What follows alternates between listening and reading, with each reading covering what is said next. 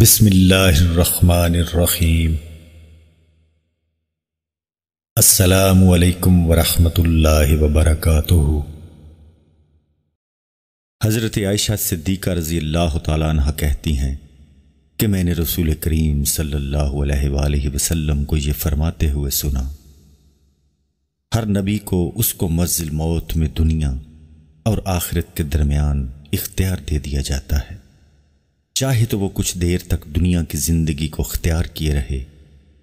اور چاہے عالم آخرت کے سفر کو اختیار کر لے۔ لیکن ہمیشہ ایسا ہوا کہ ہر نبی نے دنیا کی زندگی کو رد کر کے اللہ کے ہاں جانے کو پسند اور اختیار کیا، کیونکہ جو کچھ اللہ کے ہاں ہے اصل نعمت وہی ہے اور اس کو دوام و قرار ہے۔ پھر جب حضرت صلی اللہ علیہ وآلہ وسلم مرض الموت میں مبتلا ہوئے اور وہ مرحلہ آیا کہ آواز سخت بھاری ہو گئی، جیسے جان کنی کے وقت سانس یا بلغم حلق میں آ کر اٹک جاتا ہے اور اس کی وجہ سے آواز میں خرخراہٹ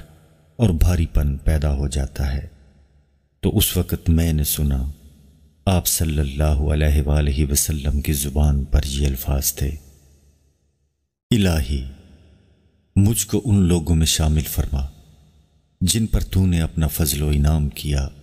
ہم کہ وہ انبیاء، صدیقین، شہداء اور صالحین ہیں، وہی لوگ اچھے رفیق ہیں۔ ان دعائیہ الفاظ سے میں سمجھ گئی کہ حضرت صلی اللہ علیہ وآلہ وسلم کو دنیاوی زندگی اور عالم آخرت میں سے کسی ایک کو چن لینے کا اختیار دے دیا گیا ہے،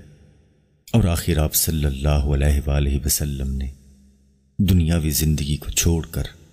عالم آخرت کو چن لیا ہے۔ معزز ناظرین، ویڈیو پسند آنے کی صورت میں